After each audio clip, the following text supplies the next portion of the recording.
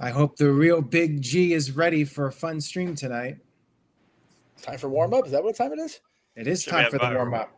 Warm up. Yeah. me. It's funny how Noah thought when I said IT, he thought I worked in the IT department yesterday. No, not that IT. It's the only IT that I actually find relevant to me. No, Well, to be fair, Noah's IT is scarier. This is accurate. Jeff Meacham loves Chick-fil-A. That is bogus and a lie. You lie, sir. Why? It's good. And lies in the warm up. Tremendous stuff. I think I know why Jeff doesn't like it. Why don't I like it? Too Christian. You have no idea why I don't like Chick-fil-A. Oh Lord. Oh boy.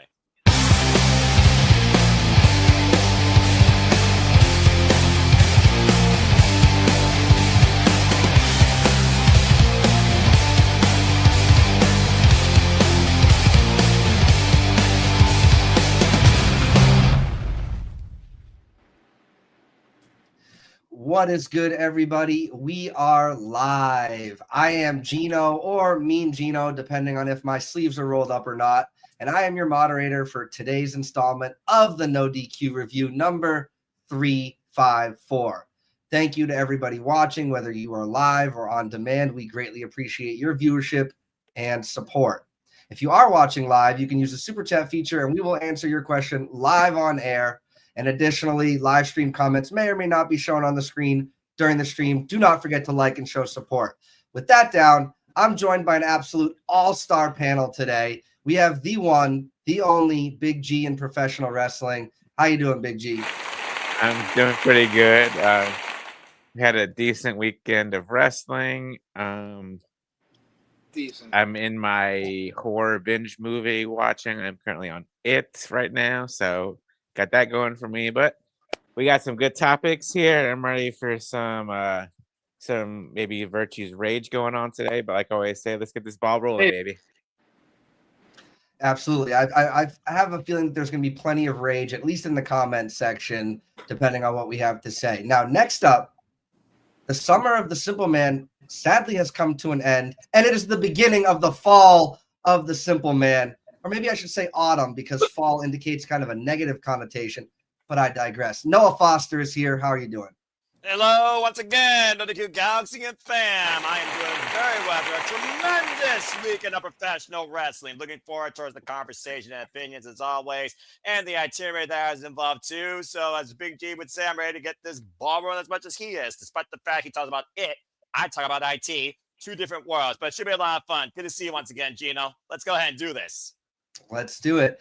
Now, also joining us, free from the shackles of Disney's controlling employment, for the hour at least, we have the always awesome Jeff Meacham.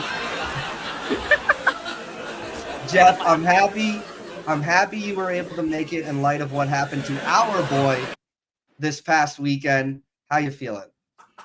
Yeah, it was a tough Saturday on the wrestling watch along front, mainly because the curly headed one decided to go long, and I had to call the first match of Wrestlepalooza on my own on play by play. So thank you again for that, TK, you schmuck. Other than that, I enjoyed both shows clearly more than the people that presented the shows did, but we'll talk about that as we go through the show here. So. And again, yes, I am free of the Mask Mafia for the moment, and we'll see how that goes as I return Thursday, Friday. But for now, I am, as always, a part of the NoDQ Galaxy. Let's get it done. Love it. I love how we're taking shots at Tony, even though WWE booked this event as a counter programming, as if Tony's supposed to change his whole thing beyond moving it down. But I digress. We will definitely address that for sure. Ladies and gentlemen, though, also here with us, like a drawn bow, ready to release us. The arrow of his strong opinion is our original review moderator, the ORM, Virtue. Looking forward to hearing what he has to share. As always, Virtue, how are you doing today? I'm doing good. And I have to ask the question is, who has, specifically the people that bought the ESPN app standalone that aren't sports fans, so the wrestling diehard fan, who is having buyer's remorse today for $29.99? Now, I understand the app can also be included for better end cable packages and certain other things. And, you know, I see the posts where people are like, well, I'm already getting it for free. No, you're not. You're already probably overpaying for whatever TV package or cable package you have, and they'll get you in the end. Prices will go up. All of a sudden, they'll have equipment fees increase. So, yeah, you're not getting it for free, but you're not having to pay any more than you were because you're already overpaying for your TV. But that's what we do. Hey, Aaron, remember, I think a year or two ago I said this, cable and streaming are going to merge one day. And all I know is my package right now for Spectrum Cable has all these apps included. And I didn't know I had them 6 months ago when I changed over. So I had to cancel like 3 or 4 apps that I was paying for that I didn't have to because I get them free through my – and sure, they're the ad versions, but that's fine by me. So finally I have some answers after this weekend of I know how it all works. Leading up to all of this ESPN stuff, a lot of people didn't know how it was going to work. Finally, I understand it, and luckily I already had it included in my cable package, which I pay a little penny for, but, you know, everybody uses it here. So it was a C-grade show, according to the company that put it out there on their platform. Absolutely. And thank you for sharing us those details on your package, Virtue. We really appreciate it. And as always, our reliable, hardworking, tenacious leader of the best damn wrestling website out there, Aaron Rift, coming off of more hours than I care to calculate from this week of work with videos, posts, articles. Aaron, I'm glad to see there's still life in you. How's it going? I'm doing pretty good, all things considered, after a C show from WWE this past weekend, but we'll talk more about that in a few moments. We already have a few super chats. We're getting right into it, so let's do it. First of all, Psycho Jet Black. You knew Psycho Jet Black was going to show up at some point here earlier than usual. Psycho Jet Black was ready before the stream even got going. So Psycho says, Virtue, are you excited that Rock versus Roman Reigns could finally happen at Saudi Mania in 2027? And thoughts on potential returns like Undertaker, Shawn Michaels, or Steve Austin? I'll believe Rock when I see it. I'm not holding my breath for anything Dwayne Johnson, who is embedded in this Hollywood world, changing his look, trying to get roles, auditioning for Oscars. So yeah, I mean, sure. I think the biggest thing is when it comes to that Saudi Arabia WrestleMania, it's not what matches WWE is going to have. What will Tony Khan do that weekend? Will he have the balls to have an event here, right, for the U.S. fans, and to have a WrestleMania weekend for WrestleCon and all that stuff that you know are not going to travel to Saudi Arabia? That's what I'm more intrigued with. Yeah, me too. I agree with you about The Rock. I'll believe it when I see it. I think we did discuss this a little bit last week, if I'm not mistaken. I think I said of the 3 people, I think that Steve Austin is the most likely to do something at WrestleMania. Like, I could see him potentially giving in and doing one more match. You know, Rock doesn't need the money. Shawn Michaels has his steady work with NXT, and Steve Austin, could he train and do a one-off? Sure, why not? I believe anything is possible. So could we see The Rock and Roman Reigns? Sure. But right now, I think it's way too early to make a solid prediction on it. Anybody else have anything they would like to add about that? I think I hear a voice that sounds like it could be coming from Michigan saying highly unlikely in all likelihood. Yes, for all 3 of them, really. Yeah. Of those 3, I think you're right. Austin's the most likely. Sean has said even in recent interviews that he's done. He doesn't want it. He doesn't have the need anymore, and he doesn't even consider the crown jewel match, in his match list. Like it was just a one-off. It happened for the reasons that it happened. And Undertaker said more than once it would, there's no amount of money that's going to get that hat and coat back on him again. But he's still making appearances, even on that C show Saturday for our other topic. So there you go.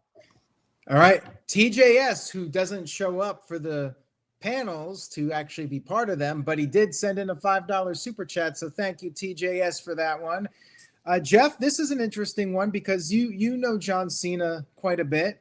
You've had your traumatic moments over the years related to John Cena. Now, Yes. Is this a scenario where WWE had planned AJ Styles versus John Cena? It was confirmed by Triple H today. Yeah. John Cena went on Twitter and said, "What about Cena versus Styles?" And then AJ said he was down for it, and then Triple H made the match official. Was this something they planned, or do you think they just pivoted and it's all part of the show? What do you think is the scenario here? I'm glad this was brought up in a super chat. Are there any more super chats before I go on my little spiel here? Go ahead. Okay, well, I was going to, because this leads right into Wrestlepalooza, because you had Brock Lesnar just completely obliterate John Cena within 9 minutes. And, John comes out on social media, day before yesterday, to pitch this AJ Styles thing. And all of a sudden it's happening within 2 weeks with no mention of what's next for Brock Lesnar.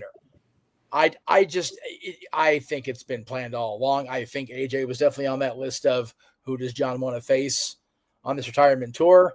And I think they had one of the better rivalries of the tail end of John's active in-ring full-time career. So why not run it back one more time? Especially the rumors that AJ is almost done too. So I think it was part of the plan all along. It was mentioned, that Sammy took advantage of one of John's dates to have a U.S. championship match with him on television. It's like, man, let's take advantage of anything. Everything on this list is ready to go. And the fact that John's having a match 2 weeks after getting completely destroyed, not as bad as he did 11 years ago, but leads me to believe that all the talk about, the Survivor Series is only going to be an in-ring segment, not a match. Like, well, if he's well enough to wrestle AJ Styles halfway around the world in a couple weeks, I'm sure he'll be fine in San Diego too. Yeah.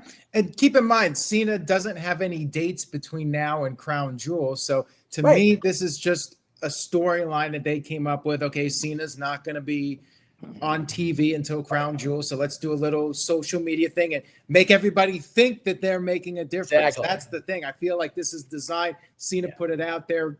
They already knew their plan, but they wanted fans to think that they set this up. Yeah, and the other thing to keep in mind, Aaron, is, he's been really sticking hard to, I have this many dates left, not just matches, this many appearances. Yeah. Got to run the angle on social media. Otherwise, it checks off the boxes to the dates. So if he's got nothing between now and Crown Jewel, that's 2 weeks of building it up on social. AJ going on TV and running the angle, for it. And then after that, it's, San Diego or bust, really. Anybody else want to add to it? He can't wait for the physical stuff to be over. Like, I think that's finally, the Brock Lesnar match, I think that was, he's going to do a few more matches and stuff for the nostalgia. But, like, you can tell. And then down the road, right, just because he's retired, I'm sure we'll see him show up at big events to cut a promo. That's what he's excited about, to live that and only have to do that and work on Hollywood. And he's not teasing people like The Rock. That's going to be a cold, hard, this is what it is. Yes, exactly. So, he's physically, I think he's done with that. I think he'll be very happy to show up in Vegas for some sort of segment. Be very surprised unless there's a really good reason for him to be at Saudi Mania. Be surprised if he shows up to that one. Yeah. Big G, anything you wanted to add? Well, I was just going to say that he's got 2 dates in November that lead up to Survivor Series, I think in Boston. Yeah. And, Boston in the Garden. Yep. In the Garden. So he'll definitely have a match at Survivor Series. Works for me. I'll be there. So. Wouldn't shock me if he does matches on those Raw episodes too. I mean, it's Boston, so you would think he would wrestle in Boston. Yeah. And the Garden for that. In the Garden, yeah. You figure if he's got 5 dates, that's Crown Jewel, the Boston Raw, the Garden Raw, Survivor Series, and tonight's main event. Yeah. So the angles leading up to those can all be done on social like they did with AJ. Right. Yeah. All right. We got one more here. So I don't know who wants to answer this one. Anime Gen 2.0 says we needed a Charlie Kirk tribute on WWE Wrestlepalooza. Thank you for your $2. Appreciate you. I mean, it has nothing to do with wrestling, so why would they do that? Not a thing to do with exactly. it. So thank you for your contribution. Thank you. All right. All right. So Gino. with that all down, Again, don't forget to like, comment, send your super chats in. We will obviously read those and give those high priority. Guys, we had a very busy. Yes. Maybe we'll read them if they're political or non-wrestling. Well, we appreciate, remember, you guys are sending that money to support the channel, and if your question is appropriate for the channel, it will get read and answered accordingly. But we thank you for your support for the channel nonetheless. We had a very busy week in wrestling, right? We could be sitting here, and you guys kind of talked about it already, thanks to TJS. We could have been talking about Cena versus AJ. AJ had one more chance to beat up John Cena, announced on a mid-Tuesday afternoon. We could have talked about Rhea and Asuka ending Raw, finally some fresh faces finishing out a show. We could have been talking all gas, no Jakes, because Jacob Fatu has been absent.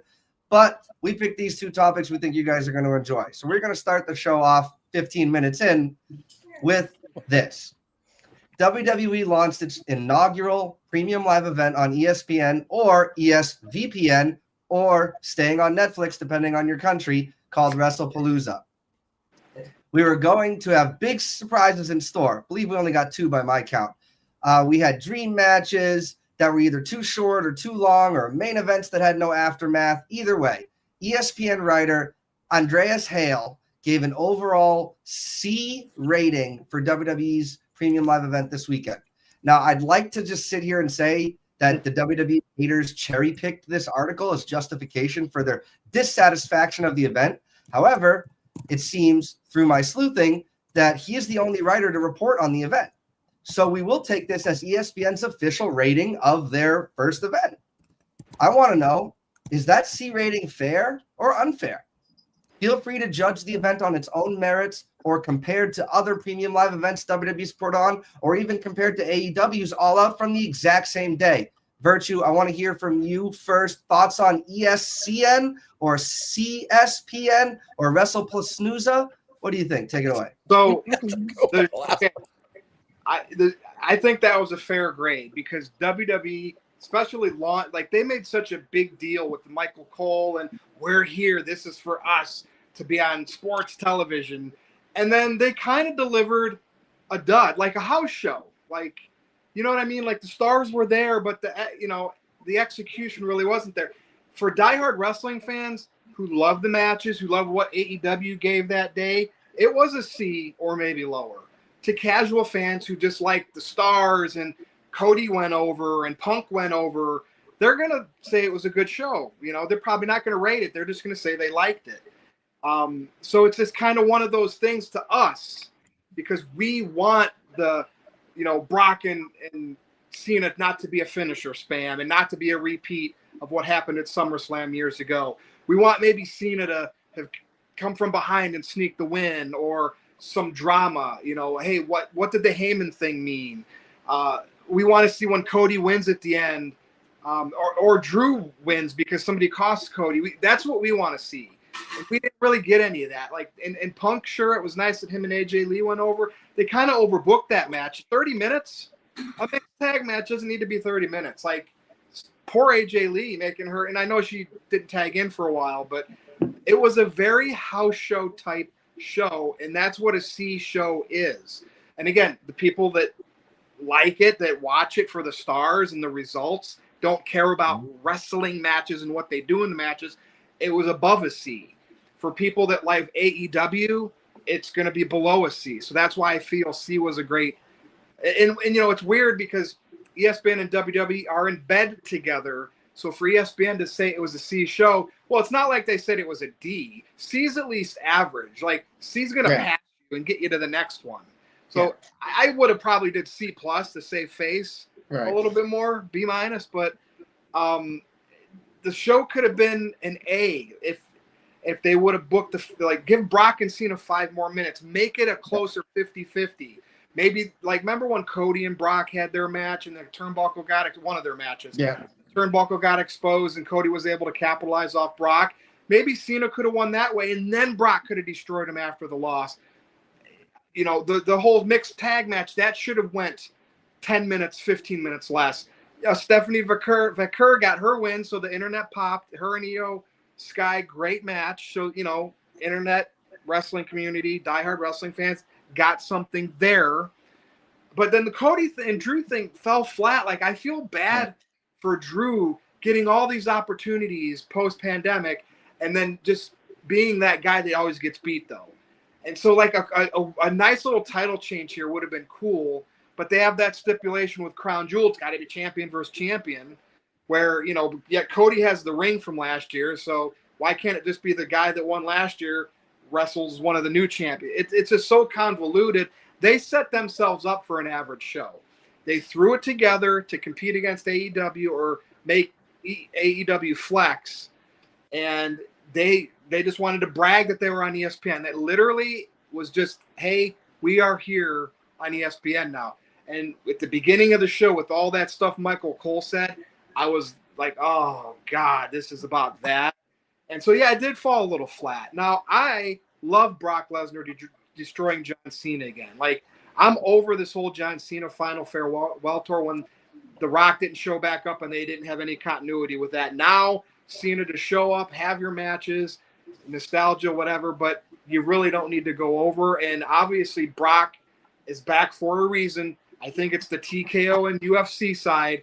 Brock has history there. They're on ESPN now. Brock is an athlete, NCAA champion, UFC champion. They want that presented to make wrestling seem legit. And so he's going to get pushed. He dominated Cena because he's going to have a big main event too. And ESPN wants that. And guess what? That's what's going to happen. Whether you like it or not, TKO is WWE and UFC, and Brock is as legitimate of an actual combat athlete that WWE has ever had. Kurt Angle as well. And, you know, you have other guys like Shamrock, but Brock and Angle are the 1A and 1B of that. And Angle can't do anything anymore like that. So Brock, boom, and he's jacked. And yeah, some people on X were like, look at Brock's chicken legs. Why are we watching wrestlers like make fun of? First of all, you tell Brock Lesnar to his face, hey, you got chicken legs. Who cares? He's jacked. He's not like, it's not like he's Sid breaking his leg. He seems like he's in pretty good shape. Leave the guy alone, or say it to his face. Like anybody, I would love for people that talk on the internet about wrestlers to like meet him at the airport and say, hey, Brock, nice chicken legs. Anyway, that's all I got to say about that. But I definitely am pro Brock squashing Cena. You know, the match could have been done differently instead of the finisher spam fest. But I want to see where Brock is going. And I enjoy those type of things upsetting people. Like I'm sure Aaron and Caitlin were watching, and they're probably going back to those Brock and Roman matches. And Brock, it's like Brock just squashing it. Like, really? And so I know certain people get upset about the dominant, but Brock's character is dominance. How do you book dominant? You can't book dominance 50-50. I mean, unless it was like Brock and Angle in his prime at WrestleMania, yes, you can. But with Brock, it's just always tough. You just can't give wrestling fans that match that they want with Brock Lesnar involved because he's a destroyer. Yeah. So I defend it because it riles people up. They get upset that he's back in the main event for other reasons as well. And that's what keeps me going. You know, so like I want to see where Brock is going to go from here. And even Cena. I want to see what Cena's farewell. Like, is this going to be him jobbing now, putting over guys that are going to stick around for another few years? He had that 4-month heel run where he cheated a lot, but he won, and he had a 17th reign. That's over now. Does he really need to win? I think he'll get one more, but does he really need to win at this point? That's all I got. All right. Let me respond to that real quick. First of all, the chicken legs comment. I didn't even notice that when he came out there. I was answering on X, and I was like, oh, Brock doesn't have the biggest legs in the world, but like he wears baggy pants, no braces or boots up anymore, like wrestlers usually do. A lot of wrestlers have legs like that. His calves are still probably pretty tight. Like, who cares? Like, you know. Jeff, you're muted. Botch, my bad. It's like I said when he first came back with that new haircut. From the neck up, he looks friggin' ridiculous. From the neck down, I'm not telling him he looks friggin' ridiculous. I mean, he could be, you know, I don't know. I mean, he's a country boy, but he's pretty big. And I don't, I was going to say, I might question that, but whatever, teach their own. Wrestling's all. Look at wrestlers in the 80s, right? I'm not going up to anybody's face in wrestling and telling them how they look compared to how the keyboard warriors, as some of them call us. It's like, body shaming has become such a thing even now. And Tyler mentioned earlier, I thought they were against the whole body shaming thing. It's like, okay, this is the internet people saying things like that. But again, they're not going to walk into Brock Lesnar airport, nice chicken legs, and, get tossed across the damn terminal, because this is what's going to happen. Right. And let me just say, I guarantee that there's two types of people saying that. One, people with smaller chicken legs than Brock Lesnar, or people with larger gluttonous chicken legs, or not chicken, like gluttonous large legs that they can't even walk up to Lesnar, let alone be able to lift what Lesnar can lift with his legs, guaranteed. Yes. So yeah, Roman doesn't have, he probably doesn't have like monstrous huge legs, but that when you're a wrestler and for cardio purposes and moving around the ring, it's probably better not to have big old hams, below your knees. Mm-hmm. You know who has big legs? Triple H, tore his quad. Vince McMahon, tore both quads.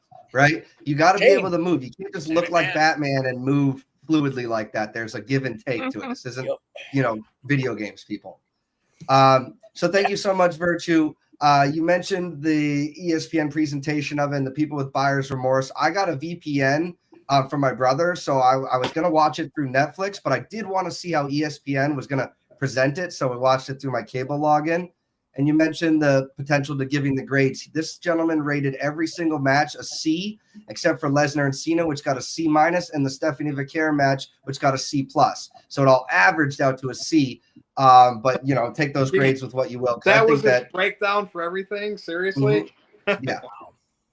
And remember, I looked all throughout WWE on ESPN. There was only one person reporting letter grades and grades on the matches. There was news about what happened, but this was the only person on ESPN's payroll that was announcing this stuff. So I did my research for that, for all you fine folks in the NoDQ galaxy.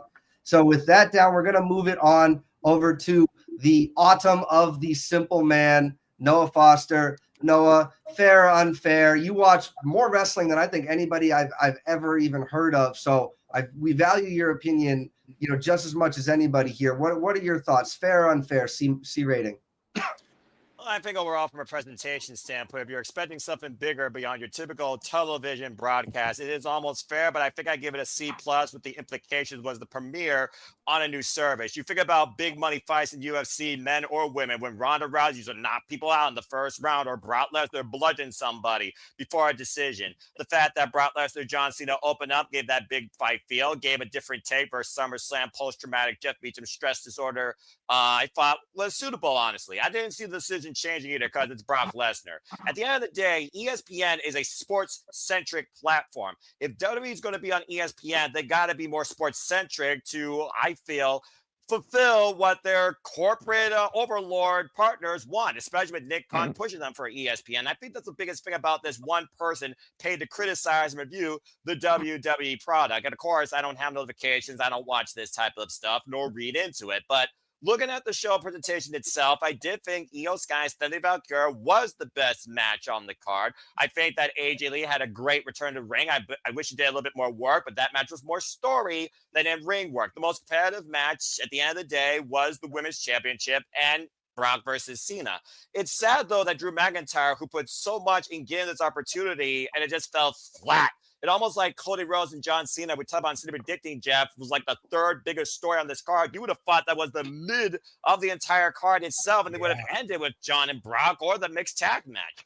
But overall, Wrestlepalooza, from an inaugural ESPN presentation aside, unless Triple H, by some degree, is trying to make main level roster WP at least for like a takeover, this didn't fit the bill for me as a wrestling fan, but I wish that a little more did come out of it. I think it also would have helped if it didn't feel like a Raw Super Show with all the commercial breaks. It literally felt like commercials without timeouts during game time. So I wish that they did a little bit more with this initial presentation to make it feel more over the top, big, competitive. This is the type of caliber competition you get, especially when you're representing ESPN. It wouldn't surprise me if the guy that rated WWE as a sports fan versus a entertainment enthusiast. I wish it was more from the show, but I think the grade is justified. But if I was the grade, because I don't grade a rank, I would have gave it a C+, because I think it at least deserves that.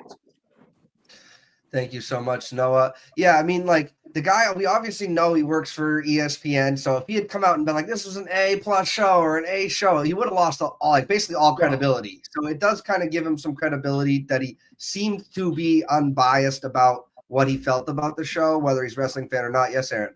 Well, that was just one thing I wanted to add to what was said earlier when Virtue was talking about him working for ESPN. If he had given the show an A, people would be angry about that. They'd be saying, oh, look, he's bought and paid for by the Fed, blah, blah, blah. So, if he gave the show an F, people would have been really mad, but they would have been mad no matter what, it seems.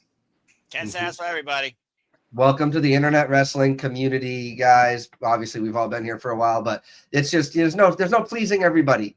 And like you mentioned, Noah, the card, I think Noah Virtue, the card could have been arranged differently, probably to give it a better flow. And who knows if that would have helped his ratings, because it looks like he graded it just on the matches, and everybody else is kind of feeling the show as a whole and the way it flowed. So we're going to throw it over to Big G, working not in IT.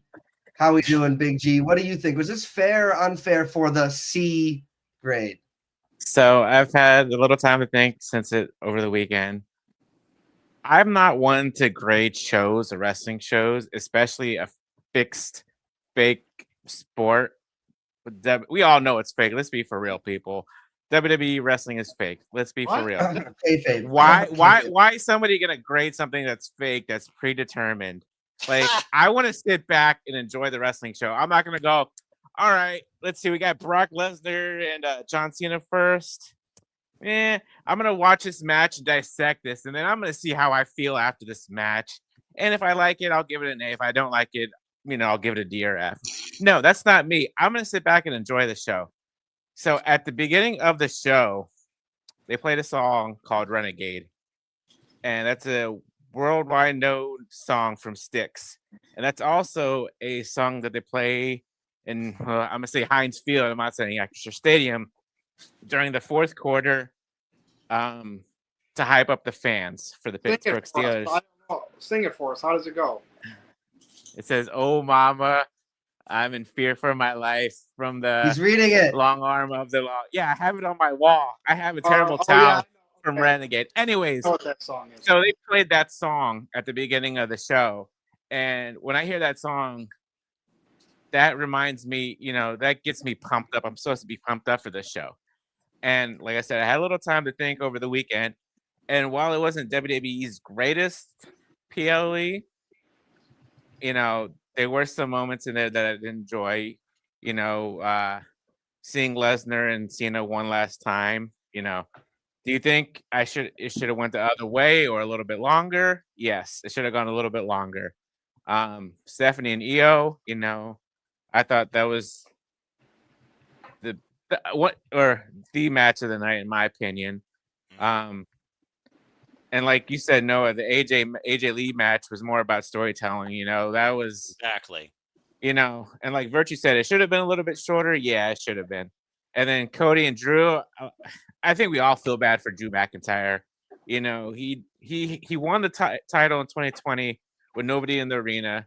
He won it at WrestleMania 40 in front of a large crowd, and then lost it like right after with the Money in the Bank. So I think he's actually due a win and a decent title reign, But like I said, I'm not one to grade shows and stuff like that. I just want to sit back and enjoy the wrestling show. But I had no problems with being on ESPN. Because as a sports fan, when you watch a football game, you get commercials like every 5 minutes. You get like a team, like one team, they score a touchdown, they go to commercial break, or if somebody gets injured or something like that. God forbid somebody gets injured in a football game. They take timeouts and they take commercial breaks. And that's how the sponsors get their money, from the commercial break. So I'm tired of people bitching and complaining about commercial breaks. You watch TV, you're gonna have commercials. Before the dawn of internet and streaming, back in the 80s and 90s, and even before then too, you had to watch commercials. So it's frustrating, it's irritating me that all I hear, oh, well, we got to watch commercials. Why are there commercials? Because people, that's how they get their money. That's how the sponsors get their money. Learn to deal with it. If you don't like it, then don't watch, then turn off the TV or mute like my father-in-law does. He mutes the TV when the commercials come on, so he doesn't have to listen to them. Yep. So I don't know. Noah, that wasn't a shout out to you. I'm just saying in general. Because that's all I saw on Twitter and X was about commercials. So. Couple things. First of all, about the commercials. I don't watch football, but when I'm forced to watch the Super Bowl, it feels like most of the show was just commercials. So It's the best. Well, that's part how of they most get. Super That's how Bowls, the sponsors get their honest. money, Aaron. right, and Okay. then people get on my case about, like, I post an article about the ESPN article, and then somebody on Twitter is like, why don't you just link to the article? Well, I'm linking to my article because I'm trying to make money. People go on the site and there's ads there, and that's how I make money. So exactly. yeah, people make money with commercials and ads. It's how it works. And for me to find that article that he wrote with the C grade, I had to Google it, click on somebody else's link, and then click on the link to the ESPN article. So it was like, you sometimes have to do that when people are reporting something that is kind of lost in ESPN's website. It's not on the front page of their website. So Big G, a few things. Yes. Right, but ESPN's got way more important things that they care about than WWE. It's way further down on their like sports thing. Whether it should be or not, it's up for debate. Now, you mentioned football. They even have specific timeouts called TV timeouts and commercial timeouts. Exactly. They literally factor that in. Yeah, that's just what happens. Now, I can understand that people feel that they paid such a high premium for it that they shouldn't have to do commercials. If you're paying $30 a month for Netflix, you definitely don't get commercials, things like that. So I can see that. But at the same time, like, they're trying to, this is ESPN. They're based on live sports. They're going to have commercials. And when you sign up and when you buy, I know through my cable provider, whatever, it said, this is, even Netflix. It's like, you have the commercial free thing, but live events come with commercials. Like, live events come with commercials. Deal with it. Speaking of things I need to deal with, the Steelers beat my Patriots, and I just want to say boo to the Steelers. Now, as far as, we can't give grades to fake stuff. So you can't grade that movie that you're watching. You can't grade any TV show, the Dairy TV show that's coming out. We shouldn't grade competitive sports, except like gymnastics and skating and whatever, because you don't grade the match as a whole, right? We should only be grading things that are performances and stuff that they're trying to put together, right? The Steelers losing, you could say, or winning, great. You don't really grade real competitive sports. So the grading, I can see why the chat room is blowing up, and it's kind of reserved for these performance-based things, whether it's TV, whether it's fake, whether it's movies, whether it's professional wrestling, whether it's music, absolutely, or a live show, something like that. So thank you. So yeah. I was gonna say, I understand that people grade stuff, but I'm just not I'm not a person who's gonna grade anything. Food. Sure. What did Meltzer give the women's title match? Did anybody look it up? I was going to ask what Big Dave I'm just curious. the show as. All knowing when it comes to the best wrestling matches of all time, that's what we need to know. Yeah. Good grief. The fact that that's carried as the bar of ratings of wrestling. I'm being sarcastic, Noah. I don't even want to Google it because I don't want the algorithm to give me Dave Meltzer stuff. So thank you so much, Big G. It was nice to go back and forth on that. Like, we're all entitled to our opinions, and we're all here voicing our opinions, and we like to have these various different thoughts. But that's what makes the show so great, and that's what makes NoDQ Review the best damn video-related show about wrestling on the internet, period, bar none.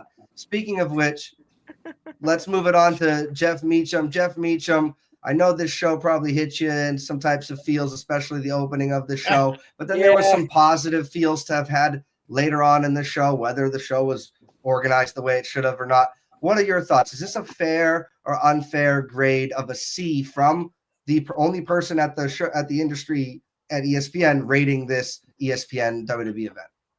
So first of all, the NorCal Nitwit has not yet scored Wrestlepalooza officially, so we don't know what his opinion was on the night. I'm sure he'll have his all-out scores first anyway, because that's what's important to him. Anyway. Yeah, I mean, the opening match was what it was. I even said it on the air when I was doing the watch along. It wasn't near as catastrophic as it was 11 years ago. So, okay. I think it is a fair score. I think it was an average show. It didn't feel like I was watching something all that different from Monday Night Raw or Friday Night SmackDown, other than the opening video presentation. Like we got the whole history lesson of ESPN and broadcasting and covering wrestling. It felt like it was supposed to be a big deal, and I even said this on the air that it was a big deal that ESPN was now officially featuring WWE programming. And then the bells rang. It was a very average presentation. I really feel like people that, you know, paid more money kind of are justified in their belief that they did not get the premium they paid for. I would have expected to see something like that overall layout on Raw. And that's been kind of like the opinion, I guess, over the weekend, is that, you know, it was just another what do Noah call it, a Raw Super Show, which you know, that's pretty much what it felt like, at least to me, as a fan of 35 years. It's like, okay, I could have, you know, I would have expected that on Raw. Now, had they had maybe, see, I don't know if more matches would have made it felt more important, but I don't know.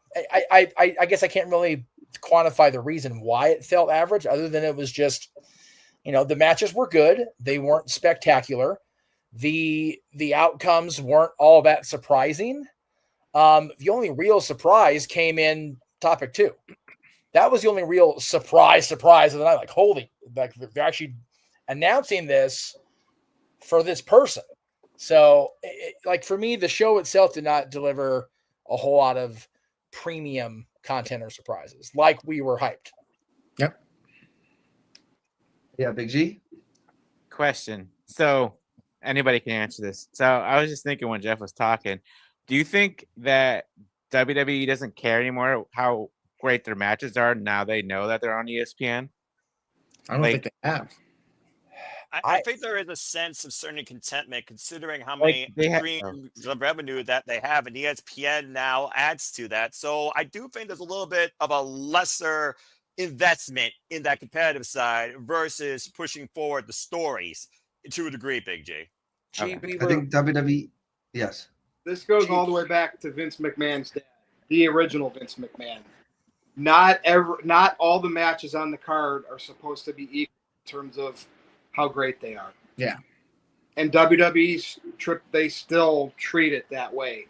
AEW, they want every match to be great, right? That's a different type of. Yep. WWE, no. You have to have ups and downs. That's how it's been. Yeah. And WWE doesn't have to facilitate pay-per-view buy rates anymore. Nope. They've got their money no matter who's watching. They have their contract no matter. I mean, they want you to go to tune in to Netflix and SmackDown, of course, but like they have their money for the premium live events already paid in their pocket, no matter how many more eyeballs they get. So it really only hurts ESPN, you know, if people don't decide not to watch it or don't like it, you know, for the length of their contract and whether or not they want to renew at the end of the contract, right? WWE is going to feel that they're giving us every 3 weeks a thing of events. And, you know, maybe they're trying their best because like WWE Unreal showed, it's not the easiest job. It might feel easy to us as we're looking after an event and being like, you should have done this. But like they're putting on a crap ton of content every single week for their viewers, regardless of whether it's all banger after banger or whether if there's some little bit of lulls like Virtue mentioned. Aaron, did you want to say something? I'll go when it's my turn. Okay, perfect. So with that down, guys, I wanted to mention, Jeff said that, you know, people paid for, you know, the premium and yada, yada, yada. I think the biggest concern is 95% of the people that bought this app to watch this event aren't going to load this app again until the next WWE event. They're not watching Monday Night Football. They're not going on to watch whatever baseball games on at 2 p.m. on a Wednesday. Like, so I get their concern there. At least Peacock had actual movies and TV shows to watch. Like, so I do get that concern, but at the end of the day, like, you know, there are other options for us. And as far as the biggest surprise for me, it was when when Heyman started talking to announce Lesnar. That was a bigger surprise to me personally. Obviously, I know I wasn't privy to the Hall of Fame announcement happening, but when Heyman's voice came through that thing, like that was like, oh, okay, like let's go. Like this is what I wanted to see. chance from what they had happen the previous night. Now, we're going to throw it over to Aaron and the Super Chats. Aaron, what are your thoughts? Is this a fair or unfair grade? All right, we got a few things to go over here. We do have a bunch of Super Chats. Everybody stay tuned. I will get to those. So to sum it up, first of all, I got a nice little deal with the HBO, or not HBO. Well, I do have HBO with Netflix. That's a different bundle, but there's so many different bundles now, and I almost feel like Virtue's way is the best way to go. Just get a cable deal that has the apps, and you can get everything conveniently. Now it's just so confusing, and I think that frustrated people, first of all. But I figured it out. I actually have the Hulu Plus Live TV, so I have that with the ESPN Unlimited app. But what's weird is I had to go into the Disney Plus app to get to ESPN to watch the WWE show. So I thought that was weird. I thought they could have done a better job like explaining it to people, and they tried to do it on SmackDown. Now, as far as the show goes, I think people were putting too much stock into that review just because of the fact that it was on ESPN's website. And that got people worked up. I think people were making too big of a deal out of one review. Now, having said that, it was a C show, maybe a C plus show. I gave it 6 out of 10, which is slightly above mid. I go C plus, B minus if I was doing a letter grade.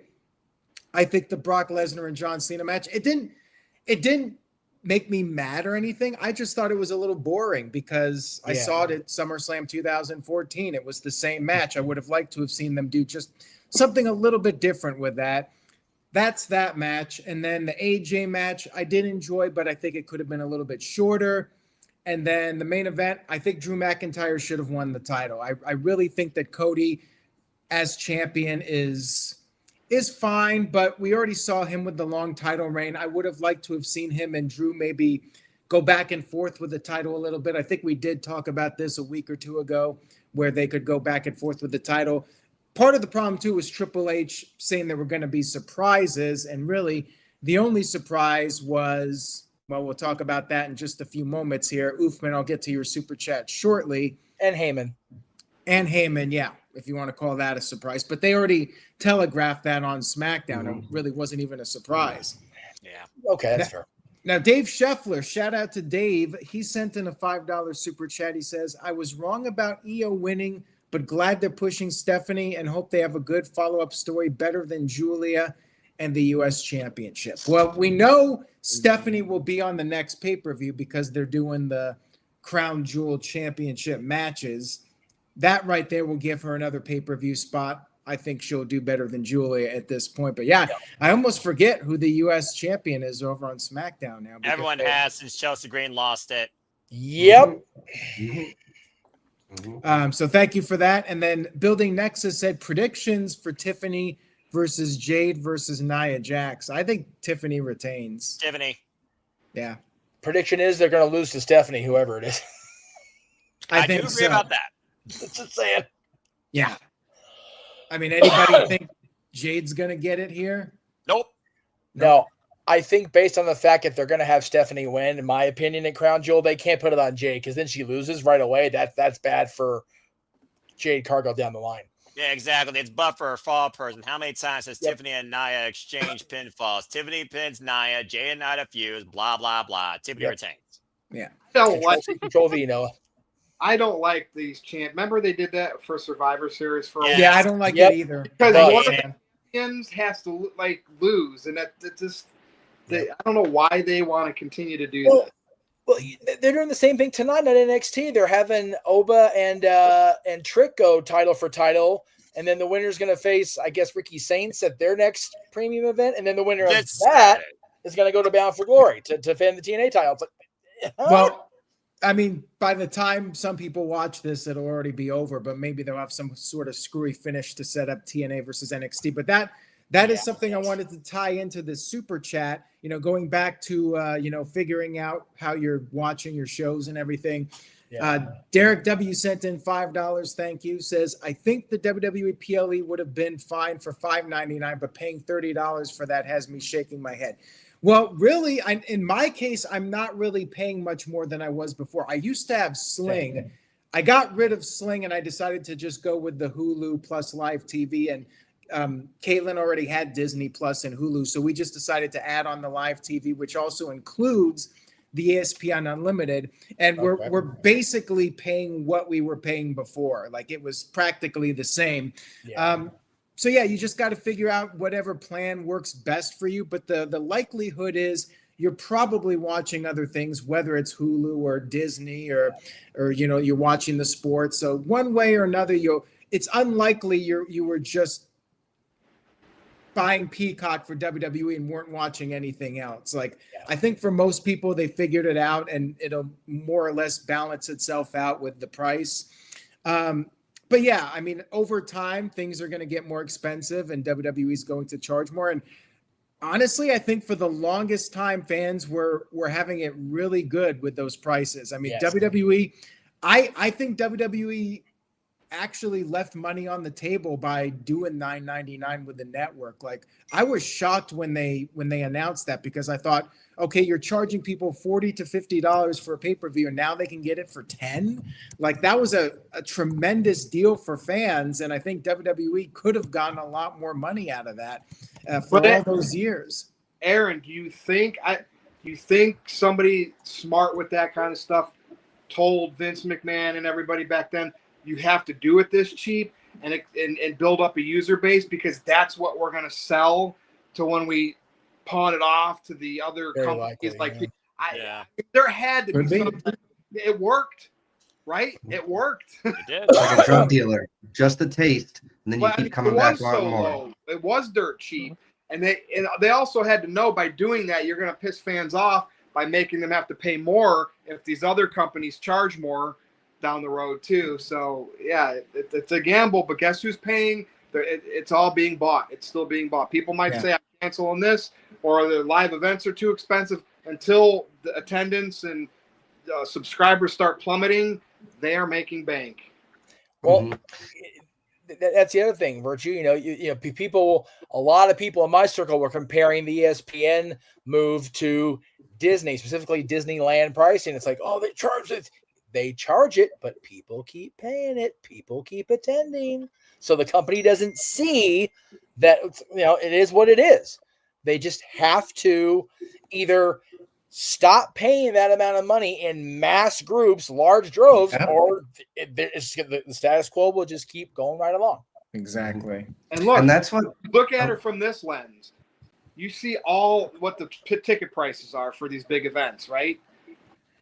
Paying ESPN $30 or Disney $30 if you get the standalone app to get it, that's cheaper than $500 tickets for WrestleMania for nosebleeds. That's like, you know what I mean? No. It's justification. Sure, you're not going and having fun like you used to and going to the events and stuff. But, we've now lived post-pandemic where a lot of people are conditioned to watch things at home in the comfort of their home on HD, high-resolution TVs. And then when it's over, you don't have to fight traffic. You don't have to fly home. You know what I mean? The great example of that is the group of us here in the lower tier, and there are other people that work with us on Saturday nights, have been talking about WrestleMania week and the cost of, okay, well, maybe we can do an Airbnb and like not attend the WWE shows, but just be up there for the ambiance. Breaking it down, the number of people are going, it's going to cost us less each to share quarters and like be able to operate out of there than it will be for one of us to have an ass in a seat for WrestleMania. But again, those people are going to pay the $450, $500, whatever it is per night, and they're going to go. And WWE knows that. Absolutely. And one last thing. See, WWE Network was so ahead of its time. You've seen all these streamers, whether they're new or whether they're continued, like Apple, Disney, HBO, even Netflix. They start their pricing low and continue to bump it up because they're still providing you a value, even at the prices they are now. They all start low, get their subscriber base, like you said, and then it's built up. So yeah, they leave a lower tier with commercials, but then they're making the extra money from the ad revenue. Exactly. They're making more from the ad revenue so they want you to be on the ad revenue or tier for sure. For sure. And shout out to Dave on one of those super chats. He just found out that he knows that his friend knows me in real life. So that was pretty cool. Nice. And yeah, also with this Hulu Plus Live TV, I can actually watch the CW now and see NXT. I couldn't before, but yeah, For $85, I have the access to WWE premium live events. I have Hulu Plus Live TV, so I have USA Network and CW and all that stuff, and Disney Plus and the Hulu shows. Okay, yeah. I was asking how much they're charging for that now, because we had that plan for the longest time, even though I could have been grandfathered in as a cast member. But I was told by the decision makers we're not going to go off the $85 a month, and now we have. So okay, just making sure it was still costing the same price. Anyway. Yeah, but in the end, like if you want, like it covers pretty much everything. No, it does. And I do have Netflix and HBO as like a bundle deal too. Right. So I got everything at right about $100 a month at this point. But do me a favor, let's chat off air either tonight or a different day and try to work it out, because I would love to present that to the financial department down the hall. I'm just saying. Yeah, a lot better. So you just got to.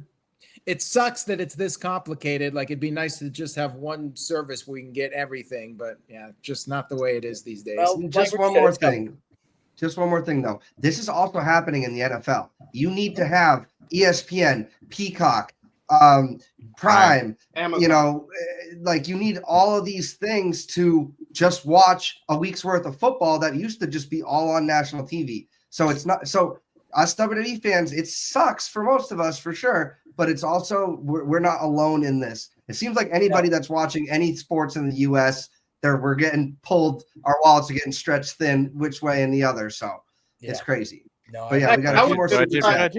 I was even going to cut Peacock because I could care less about the library and then the Saturday Night Main Event. And then I found out in my cable package, Peacock's an included app, so I was able to cancel my subscription. Yeah, man. Spectrum's 6 months I was paying for like 5-6 major streaming apps that I didn't have to pay because Spectrum never said, "Oh, you got all." They expect you to go in there and search everything. The good old days of somebody telling you, "Oh, by the way, you have access to all of this now." Right. And like I said, with my bundle, like if you have Verizon or, your phone carrier might offer you some bundle deals on some of these apps. So yeah, you just got to do the research and look at your options. I mean, there are options out there, and you can do what Virtue does, go back traditional cable, and, maybe they got some apps available and you can do that and have all your bases covered. But yeah, let's get to these other super chats. We still have another topic here, and we're at the hour mark. I knew we would go long tonight, though. Oh, no, for sure. Yeah. Psycho Jet Black, shout out to Psycho, says, seriously, thank you for all the content that you provided over the years. My grandfather passed away, and it's good to keep my mind off of it. Thank you. We're very sorry for your loss. My condolences to your family and yourself. And we love you, Psycho Jet Black. Thank you for tuning in, and I'm glad that you're entertained by the shows. And Derek W. sent in a $2 super chat, says, we love you, Aaron. Keep making that money. Well, thank you for that. I'm doing my best here, grinding. Virtue's making comments on Facebook. Vito's chiming in. It is what it is, but gotta. Those are the best parts of your posts, is Virtue and Vito commenting on them. Exactly. I'm gaslighting. Oofman Entertainment. So this will be our transition, Gino. There we go. All right, so we got another topic. The big surprise of the show. Are you saying announcing Stephanie going into the Hall of Fame couldn't help make this show an A+ show? I mean, that's right. Stephanie McMahon, Hall of Fame. How is this not an A+ premium live event, Gino? Go ahead. Yes, thank you so much. I mean, I don't want to take anybody's points that I'm assuming they're going to make, but she's been doing this little Stephanie's Places on ESPN or whatever she does. She goes to these different areas, and she also does her podcast. So she already has one foot in the door at ESPN anyway. So it doesn't, once I realized what was happening, it didn't seem so out of the blue, even though it's way earlier than they ever announced any of the Hall of Fame nominations here. But yeah, I just want to say, that this was the other major talking point coming out of Wrestlepalooza, is that Stephanie McMahon is the first inductee into the Hall of Fame, or Hall of Family, or Hall of Family, however you want me to put it. And so I'm seeing a lot of people in our NoDQ chat, online, in the comments section, seemingly not okay with this for whatever reason, and everybody's entitled to feel the type of way that they feel about it. I believe that she's totally warranted and deserves to be in the Hall of Fame, especially since Triple H has like long refused wanting to be inducted, and then he was kind of forced into it last year. And it seems like they're not going to get Batista for a while, or Jericho, and Cena's still wrestling. So it almost feels like Stephanie is an obvious choice, even though it was still kind of a surprise. So I want to go around and see what we think. Does she deserve it? Is it spitting in the face of Vince, as some people say, even though no one really on the board hates Vince? They just had to remove him as they would any CEO who had a scandal like this. So what do you think? Is it warranted? Is it unwarranted? Speaking of scandals and stuff, I'm going to throw it over to Jeff. Jeff, do you think this is warranted or unwarranted that Stephanie gets this induction and nominee? If you know, you know. If you don't, you don't. That may have been the worst segue driven at me in history. But you're not wrong, though. Not that you're driven in controversy. Oh, boy. Look at this word of Especially my controversy. employer this week. Anyway, jeez. Shout out to Jimmy Kimmel. Anyway, I'm fired. Oh. That's okay. Womp, womp, womp. Come on, I stop together. thought, Warranted or unwarranted? Get yourself together, Jeff. Come on. 100% warranted. I honestly thought the moment was cute as hell. I was so it was genuinely sweet, because I firmly believe that she believed that Undertaker was out there to sing her early happy birthday, because I think her birthday is later on this week. And the moment she realized what was happening, she had, and I'm going to use the one for the week. She had the fuck face, like, huh? Like she couldn't believe it was happening. So that was really sweet. I know. But it was a cool moment. And yes, I think she does deserve it. Even dividing up either of her eras, I guess, within WWE, you know, the character, the $1 billion princess that evolved into the, the leader, the member of the authority, and all that she did on television. I think that career alone warrants a induction, but it was mentioned quite a bit during the moment, and then in the preceding couple of days, how much she's done behind the scenes and how much she's really kind of held the place together in the wake of all the nonsense with the old man. So I think she definitely deserves the induction, and I think of the remaining McMahon family members that we've all come to know and see over the years, I definitely think she's was always the most likely to get it and definitely deserved. Absolutely. 100%. All right. Thank you very much for that, Jeff. We're going to go ahead and move on now to Big G. Big G, what do you think? Does this mean that we might get the Hall of Fame like earlier or on its own night because they're doing this so early, like Matthew mentioned in the chat? What do you think's going on? Is this warranted, unwarranted? I think it's warranted. I was in complete like shock and surprise. I thought Undertaker was gonna come out there, chit chat, and I thought he was about to announce like the attendance record, and then he went, and then like he announced, Stephanie going to the Hall of Fame, and I don't think she knew at all that, like Jeff said, I'm not gonna repeat what he said, but I don't think she knew at all what was going on. I just started clapping. I was just happy for her, she had a great in-ring career. Jeff mentioned it too. They mentioned it on Raw and during Wrestlepalooza, what she's done behind the scenes. So she absolutely 100% deserves it. Now you asked if it's the Hall of Fame is going to be like early or something like that. Yeah, it was kind of odd that they announced her, mid-September, even before the new year. So I feel like they could do it like earlier than WrestleMania, just that way it has its own thing, and people pay attention just to the Hall of Fame and not, Hall of Fame and then WrestleMania. But I don't know what they're gonna do. But like I said, she 100% deserves it. Absolutely. Now I'm seeing somebody mention in the chat, Oofman, saying that the Demolition should go in before them. Now, if they do get inducted this year, they will for sure be before Stephanie in the speech giving category. So they still will be before Stephanie technically. So don't give up hope like I did with Rhea being able to wrestle in Perth, because I put my foot in my mouth with that one last night, and then sure enough, there we go. So speaking of all of this stuff with Stephanie McMahon and the Hall of Fame, I want to hear what Noah has to say now. Noah, what do you think? Is this warranted? Is this unwarranted? Does she deserve it? Does she not? Are there more rightful recipients of the award? Keep in mind, this isn't the only person who's going to get it. What do you think?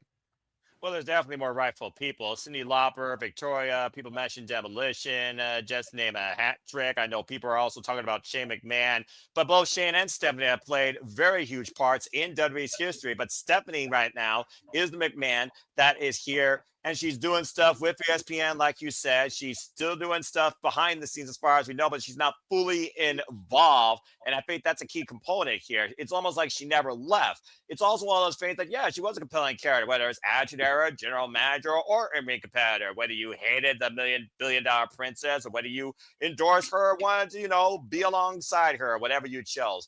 I think it's definitely warranted and definitely deserved. It's nice to see Stephanie McMahon in a better light. She feels like she looks like she's less stressed, for one thing. She's having the time of her life, both as a mother and as just a fan, honestly. And the fact that her and Mark Galloway, Undertaker, have been connected since Stephanie McMahon was a teenager, it was a very cute moment. And to Big G's point, I thought it was just, okay, here we go, attendance record, American Bad Boot Pop, woohoo. But I'm glad it wasn't that, because that was honestly the most genuine surprise and moment of the night. So definitely deserved. I don't think she had any idea. It felt like a genuine moment between her and Paula Bad Saves, and she's being inducted as Stephanie McMahon, not Stephanie Levesque. So that's also another thing to consider. They're actually going off the fact that she has been Stephanie McMahon here in WWE for the entirety of her, let's call it what it is, her career. Because honestly, she's not really like a full-time employee, on-air personality employee anymore. She's a podcaster and a spectator. Simple as that. So definitely warranted, and I'm happy for her.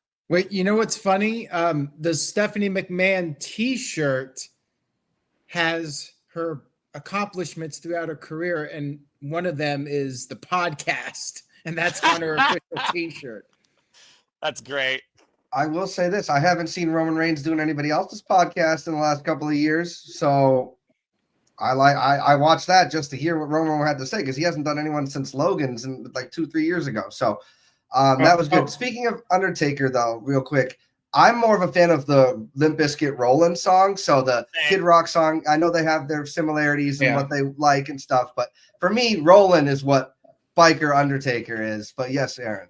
Well, first of all, my wife asked about that too when we were watching the show, and I'm like, well, they're cool with Kid Rock. That's why they use the Kid Rock song, and he's the American badass, and that's the song. So that's why they use that song. But there's a meme online about there's a picture of Stephanie McMahon on her podcast, when she was endorsing the usage of a VPN. And then the next graphic is Stephanie McMahon goes into the Hall of Fame. And here we go. Psycho Jet Black sent in $2 and says, even Stephanie McMahon endorses a VPN. There you go. That's why she's in the Hall of Fame, because she went out there and told people like it is. Get the VPN. And you know what? If you're strapped for cash and you don't want to pay the $30 for ESPN, well, if you use a VPN, you can do that. And go to NoDQ.com, and I'll tell you all about how to get a VPN, and you can save some money. Use the VPN and watch SmackDown and the PLEs on Netflix, just like you do for Raw. There you go. On East Coast time, brilliant. What? On East Coast time and everything, so I can stay up all late and go to sleep. Yeah, exactly. Yeah. VPN is all about picking a time zone or a server across the world. It's very easy. Yep.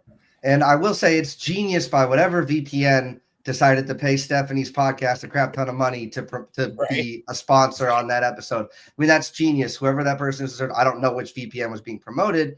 I certainly do have one, but still decided to watch the free cable until my cable runs out from my apartment complex. And I'm using it to watch SmackDown because my buddy, thanks to football, took away his YouTube TV login from me, so I can't watch SmackDown that way anymore. So I needed the VPN for SmackDown. Anyway, so I believe we got Virtue and Aaron left. So Virtue, is this warranted? Is this unwarranted? I mean, it wasn't like cringe, but it was kind of unorthodox the way they did it. Like, it just, Undertaker comes out And anytime I see a vehicle now, I think of Stone Cold, and I'm like, please don't hit anybody for the love of God. I know Nick Khan's right there, and he can make it right. Don't hit anybody. He comes, sits down next to Stephanie. You could tell the chair was put there because it didn't have the graphics on it like all the other chairs in the row. So it just felt a little off. But what do you think? Is this warranted? Does she deserve it? Does she not deserve it? What's going on? So Triple H, going back to Triple H last year, he deserved it. Stephanie deserves it for what they've done in their career, especially as television characters and a wrestler. They deserve it. Now, Vince McMahon always picked the Hall of Famers, and he'd always have his headliner. He's not doing it anymore. They're using the Undertaker, right, the locker room leader, to be the one to, whether it's his choice solely or they all get together, but they use the Undertaker to present it like he's selecting that person. It's the Triple H era now, right? And Stephanie's his wife, and they are Hall of Fame, like they are Hall of Fame worthy. And so now they're both going to be in as the next generation of WWE corporate. You know, I know Stephanie's not working with the company per se, but she's still that McMahon name. So it's very warranted, and they did it well, right? They're using the Undertaker as the person to the smart fans that's selecting these main eventers to go into the Hall of Fame. And it was Triple H, now it's Stephanie. Who's Undertaker going to select next year? That's where we're at. This is the new Undertaker's new gimmick. Picking the headliner for the Hall of Fame every year. Mm-hmm. And picking the future of the industry with his... It's fine. It's like, yeah, how can you be up? You can't, I mean, right? They're worthy of being in there. Mm-hmm. Both of them. Like, you can't deny that they're not. I don't care who hasn't made it yet that should make it. That's a whole nother discussion. But that doesn't mean Triple H and Stephanie don't deserve to make it. There is no pecking order of when you make it or when you're not. It's just who they want to market that WrestleMania weekend. And now it's Stephanie McMahon's turn, right? So there you have it. Wait till they both get inducted as the whatever they were. What were they when they were a group? The DX corporate or the Authority or whatever, when they were calling Daniel Bryan a No, I'm goat? talking way back. Oh, Yeah. the McMahon Helmsley era. The regime or something. The McMahon Helmsley era. Wait till that's inducted as its own thing. And then they got more rings.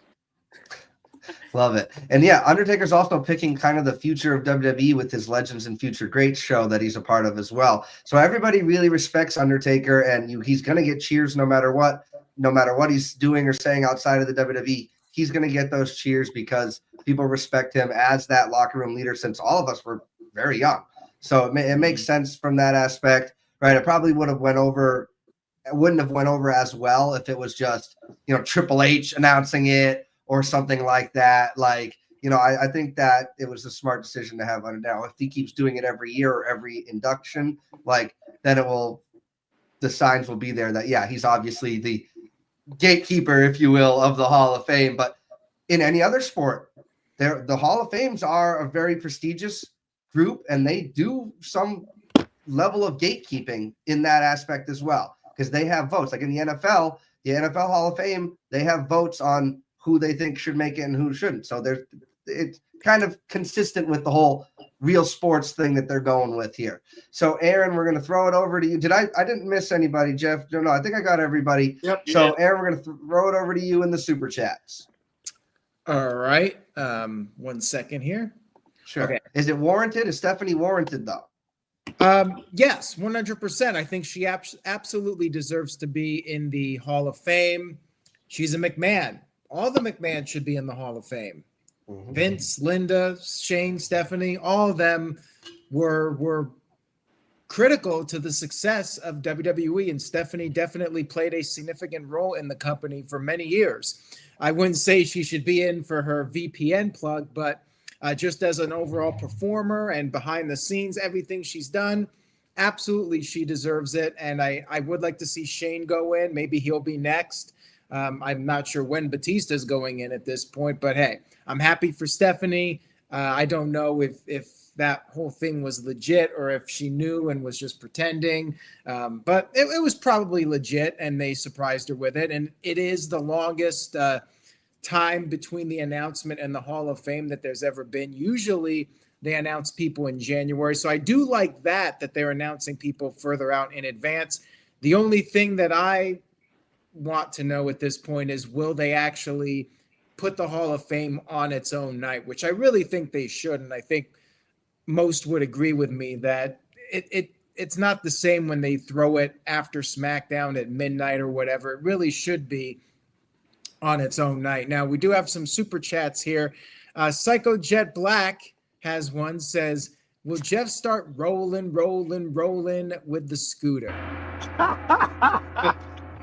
Honestly, it depends on if I'm working and I happen to need to be on the NoDQ review at the same time. I missed the scooter. That was a fun episode when you had that scooter. That was hilarious. It's sitting out back charging right now, but I don't work on Tuesdays as of now, so kind of, I got the Triple H contract. I don't have to work on Tuesdays, so it works out for me. All right, we got another one here from Psycho Jet Black, says Jimmy Kimmel is still more over than Austin Theory. Oy vey. That's true. Jimmy Kimmel did He's not return wrong. before Austin Theory did. You're absolutely correct. Context. Is that the new? But is the gong the new Yes. drum? Gong show. Yeah. Do you not have a rim shot sound? I could spot you one. I actually use one. Okay, well, I'll have to get one then. I can can add use one on audio Saturdays, clips to unfortunately. this. A gong could be for like Exactly. something like awkward or something like that. Well, I mean, which is it's- still applied. That's crickets. Could apply. Yeah, for sure. It definitely applied. And I also have that too. Psycho Jet Black sent in $2 and says Brothers of Destruction, 2-time Hall of Famers. Book it. Eh, if they're desperate. If they ever make it a feud again, like they have the match now again, if they ever have a feud, absolutely. That was one of the greatest stories the company ever told. But the Are they tag going to do team- that again this year? But the team, not so much. And I don't even think one of their matches would stand out as a Hall of Fame caliber match. But For if they sure. ever induct like a feud, oh God, that's like first ballot.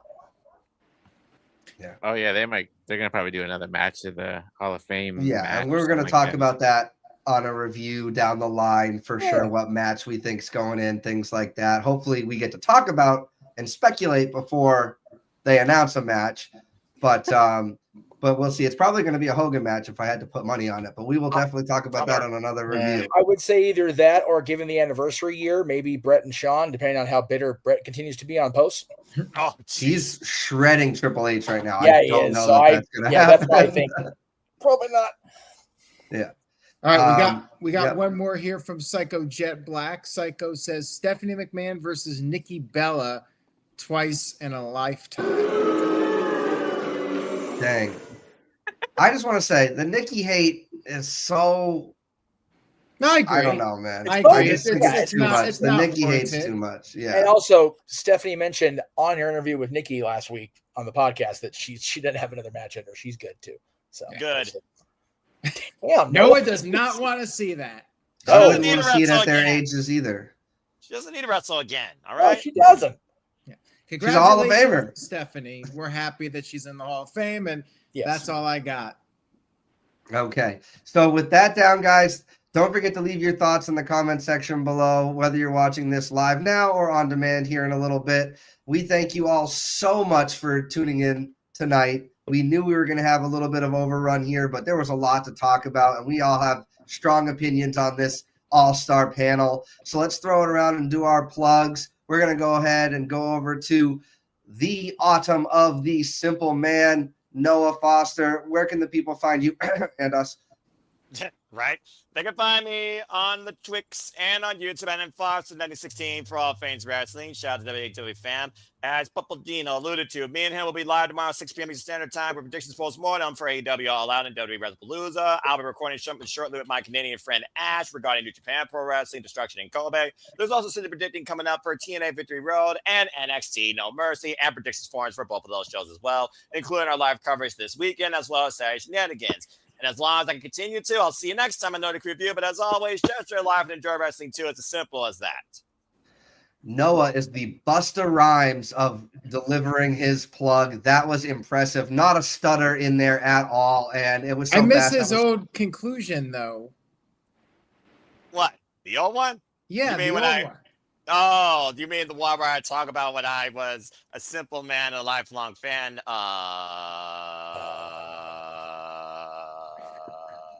Say it. Something professional wrestling. Professional wrestling, damn it! I think that's the first time. That's definitely the first time I've heard that one live. So well done. Love Well it. done. Don't know why we retired it, but bring it back. All right, Once next. in a while. Yeah.